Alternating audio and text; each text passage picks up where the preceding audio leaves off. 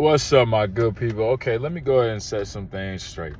I don't even like doing this because, man, people talk about you all the time. People are always going to have something to say, whether it's negative or positive, but it is what it is. I mean, celebrities get talked about all the time. So when people talk about me over the years and da-da-da-da-da, I just see it as, oh, y'all pushing me closer and closer to my divine destination. So it's been a lot of speculation, a lot of assuming, a lot of talking, and I'm just gonna tell the story. First off, this ain't start on March 24th. This did not start last week. What's going on with me and how AMDA is treating me, administration is treating me at AMDA. This has been going on since I got here when the fires happened. I exposed them with a lot of stuff on how they was mistreating the students. I gave them fair warning before the city even put out an alert for everybody to evacuate. They had at least 12 hours from me sending them email, letting them know, hey, I've seen stuff like this. I'm watching the news.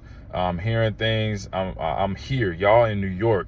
Y'all wherever y'all at, but I'm here. Like, I'm seeing, like, you need to cancel class and let people have the time to go to, find a shelter, hit up family members, get money for Ubers, Airbnbs, whatever. They just like, we're monitoring it closely. And after the city put out a alert, emergency evacuate, urgently, that's when AMDA started sending emails and telling people to leave.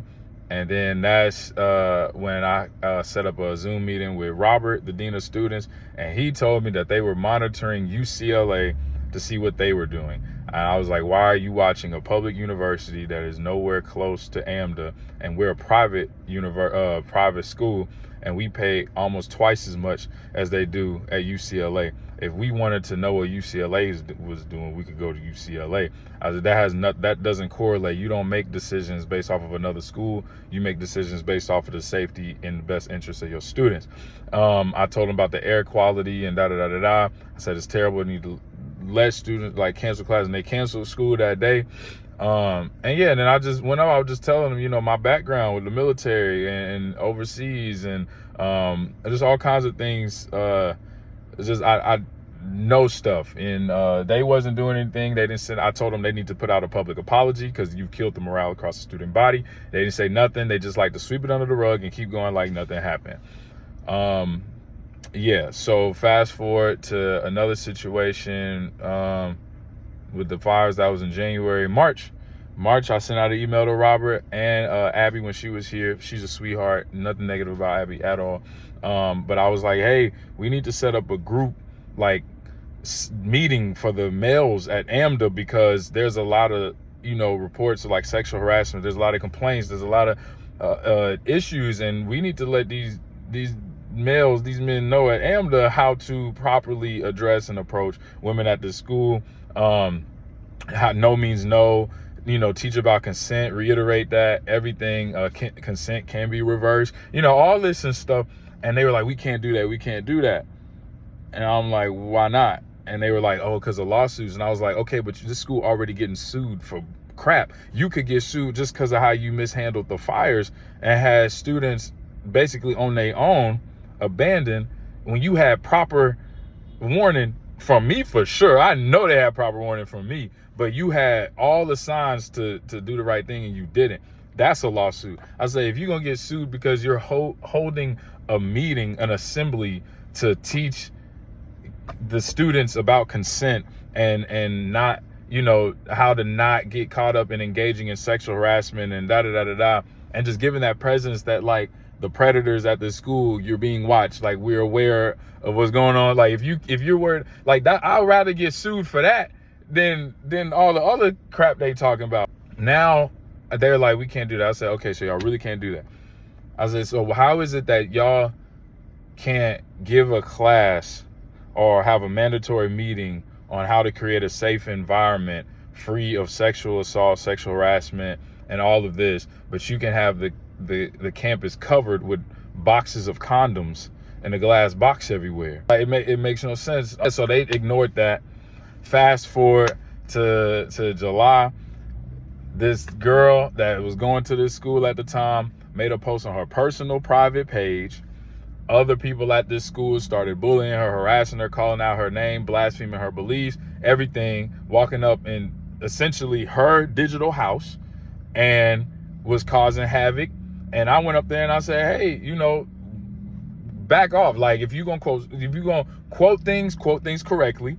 If you're going to try to tear down her belief, make sure you're doing it accurately. Make sure you're using scripture. Don't sit here and assume. Don't have opinions. Don't tell her that she mentally ill for her beliefs. You know, like, don't blaspheme her beliefs. She's not coming in nobody else's digital house, nobody else's post, saying anything about her disagreements with anybody. She's on her personal page doing that. She has every right to do that. But a lot of people on that page who already didn't like me for whatever reasons was complaining about me. And Robert, the dean of students, who already don't like me because I exposed him for the other stuff, and I've been on his neck about properly taking care of situations at the school and how he mishandles a lot of situations and everything. I start out very professionally, but at the end of the day, like, it's got to get done. You know, I don't care how sweet you sounding. I don't care how much of good intentions you have. If it's not getting done, the problem is still there. So that's the problem. And yeah, he sent me an email accusing me of discriminating and cyberbullying and how this is under review. And I said, this is not under review if you literally making statements and accusing me of these things without saying alleged, without saying whatever. You're accusing me of all these things. And I said, and if you're going to accuse me of this, then everybody else involved is 10 times more guilty, because I only commented because of other people's comments to that said woman. And I said, that is her right to post that. And I said, this school, this isn't even a school in activity. This isn't even a school event. She didn't tag AMDA. She didn't ask AMDA students what do they think. AMDA students took it upon themselves to comment and make it their business, but it was not an invite. And so if you're going to make the excuse, oh, but it's social media, you can do it, then if you can do that, then she can do that. So that's all I was fighting for. I fought in the military for everybody to have freedom of speech. I exercised freedom of speech in the military. I went against every rank that you can think of. I fought for women to be protected. I fought against sexual assault. Like, I did all of this. I will always stand up for somebody being able to voice themselves. And because if you don't stand up for what you believe in and you don't voice your stance, they will kill you and say you enjoyed it. That is a phrase. That's a quote that was used hugely in the civil rights movement. If you don't stand up, they will kill you and say you liked it. So yeah, I'm a big advocate for students, for safety, for everybody being free. It is no hate. And if you don't like it, that's too bad. You don't get to call things a crime or whatever because you just don't like it. Everybody has the freedom to do that. So I told him, yeah, if I'm under review, if you're accusing me of this and you're saying this under the review, but you're making statements, you're accusing me, and that's defamation of character. You're calling me guilty before proven innocent and all of this. And after that email, he never messaged me again. I was brought into the office to speak with another representative on the 8th floor, and they told me that there's nothing they can do because I did not step out of lines in any way. I exercised every right. I wasn't the one calling people out their names. I wasn't the one cursing people out. I wasn't the one doing that. There was everybody else. Anything you do to me, you got to do to everybody else that was involved on that post times 10, because I was not the igniter. But that passed. Robert never emailed me again. So now we're here.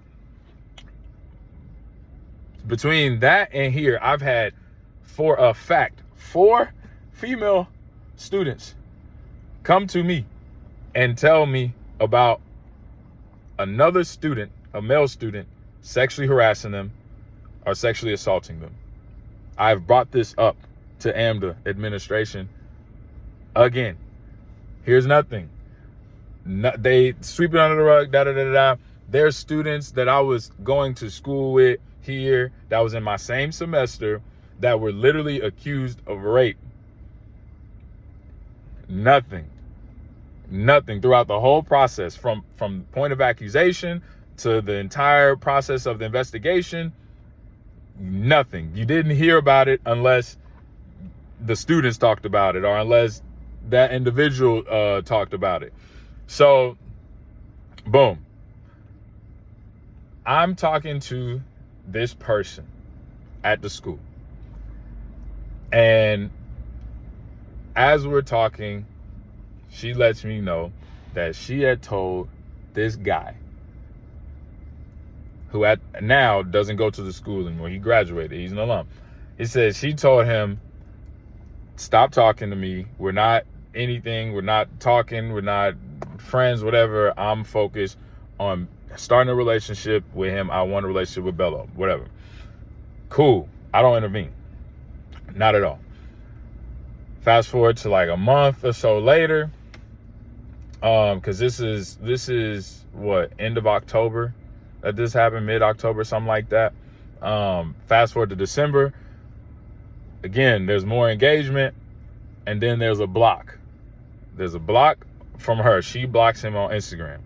I have a conversation with him because I consider him a friend. I would even go as far as to say a brother before me and her started talking. I supported him. I believe he supported me, and it was all love, just mutual respect. I call him. I say, hey man, I don't know if you caught the memo, the message the first 2 times, but she's made it very clear that she don't want you engaging or interacting or commenting, messaging, talking, whatever. Like she said, leave it alone. So just let hey bro to bro, if you respect me, there's no conversation needed to be had. That's just what it is.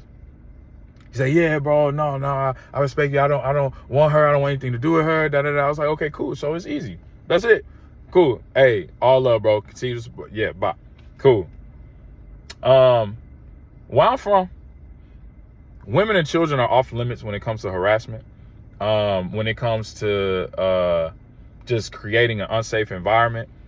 And also, where I'm from, if you even hear that your homie is talking to a girl and that girl's talking to your homie, that's no fly zone. You don't even have a thought about it.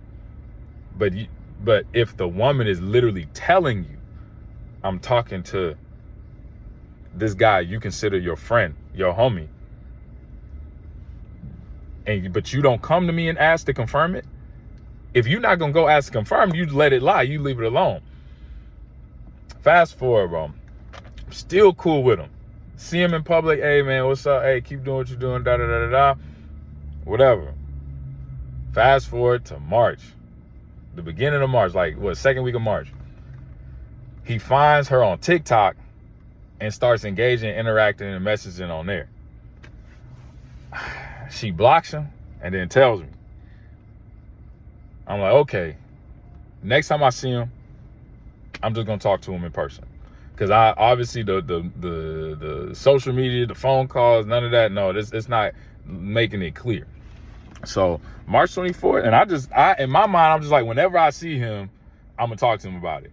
And this happened like March 17th, March 18th, something like that. So March 24th, I'm in class, and this person is always around campus, and another female in the class, we wasn't even talking. She just happened to look out the door and go, oh my gosh, why is that his name always here? And I was like, oh, he here. Cool. So I step out. We be getting breaks in classes and stuff like that. So I step out and I see him over there, and he's starting to play music on his speaker. Even when he was here, he would play music on his speaker loud and stuff. But now he alum, and he just here. And I walk up to him and I was like, hey man, hey dude, I thought that you respected the brotherhood, but it seems like now you don't even respect me as a man. And I was like, dude, no means no. Like, you gotta respect the leave me alone. If you and I go, I say, she already blocked you on Instagram and you still reaching out, engaging, interacting. I'm like, and he was like, how can I comment if I'm blocked? How can I comment if I'm blocked? And I say, dude, you went to TikTok and then did it, like, you know that, like, why are you acting like that? And then he goes, okay, so if I see something I like, I can't. So I was like, okay, now you insulting my intelligence. I was like, dude, and mind you, I'm keeping calm, I'm keeping quiet. I don't like people in my business. I love being private. I love not letting people know where I'm at when I'm there. You can ask my homies. I don't post nothing the day of. I always post stuff later. Like, I love being in control of my life and not inviting just leeches and energy suckers and all that, like, in my life, bro. So I'm keeping it quiet. And I'm like, dude, like, you're doing too much. Like, it's already over. It's already past the point of just, like, letting it slide. And he's like, you know, I think there's a difference in culture. I was like, no, if two people are in a relationship or they're dating and the girl says, leave me alone, and then a couple months later she says, leave me alone again, and blocks you on Instagram, and then I call you and say, leave her alone, there's no difference in culture. Respect is universal. That means leave it alone. And if you consider me a homie, I say the only reason I've been chilling is because I considered you a friend, and I wanted to continue the support and the shows and us do stuff or whatever. And then it just hit me. I was just like, bro, we really talking too much. It's like, if you were a real friend, why would I have to explain all this? And he goes, as opposed to what? Talking too much what? You gonna hit me? You gonna hit da-da-da? And he started doing that. And I'm just like, dude, calm down. You causing a scene. I'm trying to keep things discreet. And he started backing up and putting his hands up. He's like, what? You gonna hit me? Cock me. And then he put his hand out to hit my chest. And he was like, hit me, cock me. I gave him one good right hook across the chin, and he dropped. And I was about to just walk off, but then I saw he was laying down, so I need to make sure he was good, because I wasn't angry at not one point. I was very calm. In the military, if you're going to war and we're shooting the enemy, I'm not angry at the person. It's just, you got to take care of it. He was threatening, provoking, instigating after me approaching him about him harassing somebody and not taking no for an answer. I still wasn't angry though. And so I make sure he good. In case, I need to make sure, he's not out or choking on his tongue, whatever. He kind of has like a little factory reset and whatever. And then he looks up and I make sure we got eye contact. I'm like, okay, good. And then I say to him very calmly, I tried to keep things chill. Stop harassing him. And I went back to class and I continued my scene. So that was that. And within minutes, I got told this like an hour or two later, but within minutes of that happening, they banned me from the campus. Within hours, they said I wasn't allowed in my dorm where all my stuff is. I wasn't allowed in the housing. And then the very next morning, they put pictures of me all over the school.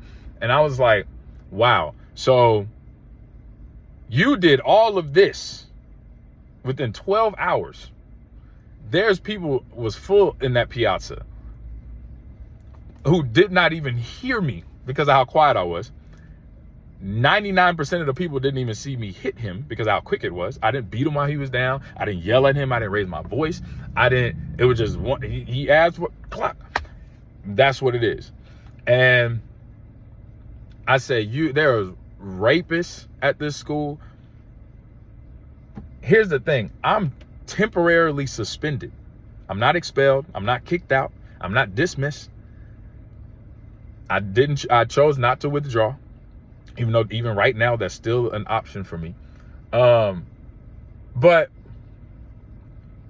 temporarily suspended, but you don't temporarily suspend someone who's accused of rape.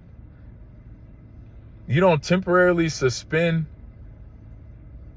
people who have proof of sexual assault, harassment through social media. And then he was like, oh, you can't harass through social media. I say, but in July, you accused me of cyberbullying. by commenting on someone else's negative, insulting, discriminatory comment on somebody else's account. You accuse me of cyberbullying, but now you're telling me that you can't harass through social media? What is leave me alone, blocking on Instagram, and then you go on another app to still engage? How is that not considered harassment? Whatever. So there have been students accused of rape, and during the whole investigation process, still allowed to go to class, still staying in the dorm, in the housing, and no photos posted. Nowhere. I've been banned from campus, banned from my housing, photo posted everywhere. All of my absences still count against me, since I'm still enrolled in classes, but I'm not allowed to go to class, and my absences still count against me. And then on top of that, I received emails saying that I'm still expected to do the work. It's like crazy. And the people who have no lives, and the people who just want to be messy, the people who ain't got a ounce of talent, of course they're happy. There's a quote, there's a proverb, not the Bible proverb, but there's like I think an African proverb that says, when a hero dies, the cowards rejoice. And I think that's such a telling thing, because the thing is I was fine before AMDA, and I will be even better after AMDA. Like, I was only at AMDA to get an easy degree in a art form that I've already had experience in the real world, because I want to get my law degree. In order to go to law school, you have to have an undergraduate degree, and I want to be a juvenile judge to help youth. So I have to have a degree, but it can be in anything. So I chose a fine arts degree because it's something I already have experience in. It's already something I've made a career out of, and I can live off of it and everything. So it's just really funny how negative people are trying to be, oh, that's what he gets. He was expelled. No, I wasn't. I'm not expelled. Oh, that's what he get for the Angie post, da-da-da-da-da. You showing yourself, because all my LGBTQ friends still rock with me, and we cool, we hang out, it's all love. So nothing stops. I still make money. I still am able to stand on my own too. I'm still able to spread love and to support and protect and advocate and do everything that I was doing. AMDA stops nothing. If I don't go to, like, me hanging out with Will Smith. I was just with Stevie Wonder 2 nights ago, backstage at the Blue Note with all these people, bro. I'm jamming with Bruno Mars and Anderson .Paak. I'm with Janelle Monáe, Thundercat.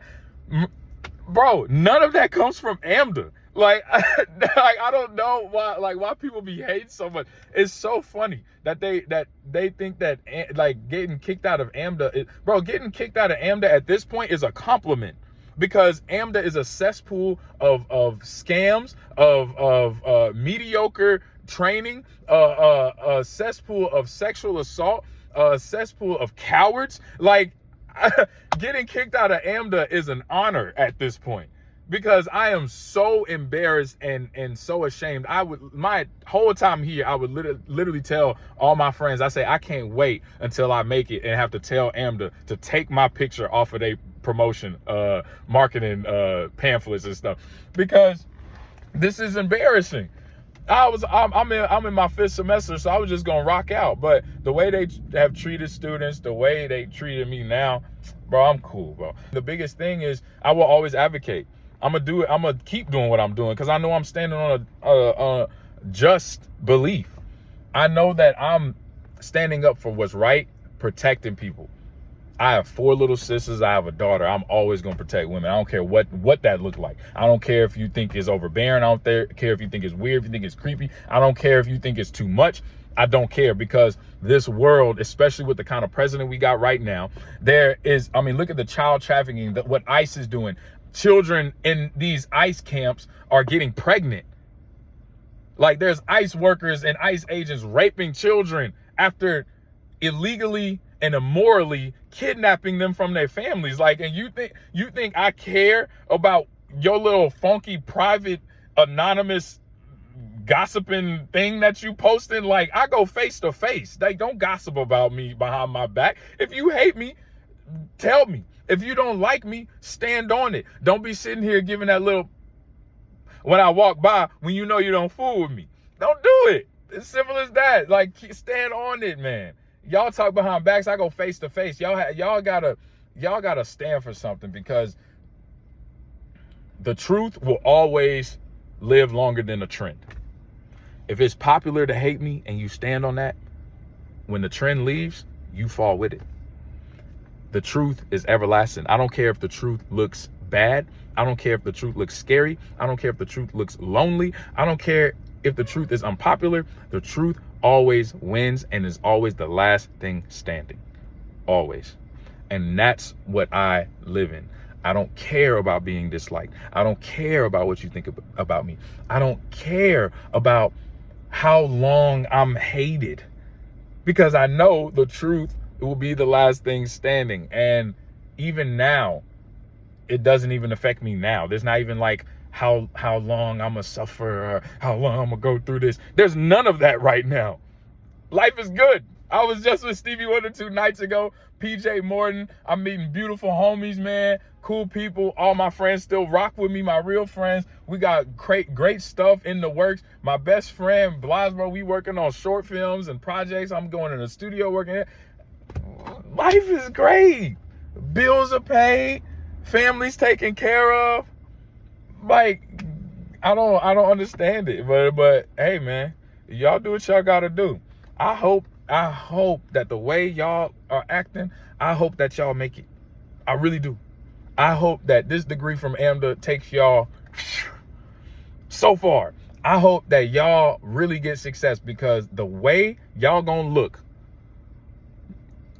after talking all this crap and after spreading all this negativity and all these lies and all these rumors and all this weird energy, the way y'all gonna look when y'all don't make it and y'all go back home to y'all hometowns and y'all working at a furniture store or y'all working at fast food restaurant, y'all doing whatever, and y'all talk about, I went to school in Hollywood, and they're gonna be like, okay, cool, no pickles on my burger, please. The way, boy, that's gonna eat y'all up. Woo! Frank Sinatra said the best way to get back at your enemies is to become successful. So I pray that y'all become successful, because it's still not gonna be more than me, but I pray y'all do, so y'all can at least not have that much guilt and cringe and just be living y'all life just with these clenched teeth and say, nah, I hate Mello. Like, I hope that y'all become successful. I really do. I pray nothing but the best for y'all. I love y'all, and most importantly, God loves y'all still, even after everything. After the hate comments, after the talking crap, after the Instagram posts, after everything, God still loves you. And I still love y'all. I wish nothing but the best. That's genuine. That's no fakeness. That's no fakeness, because the truth will always be the last thing standing. And the truth might not set you free if you don't want to be free, but the truth gonna have the last say so. So yes, beautiful blessings.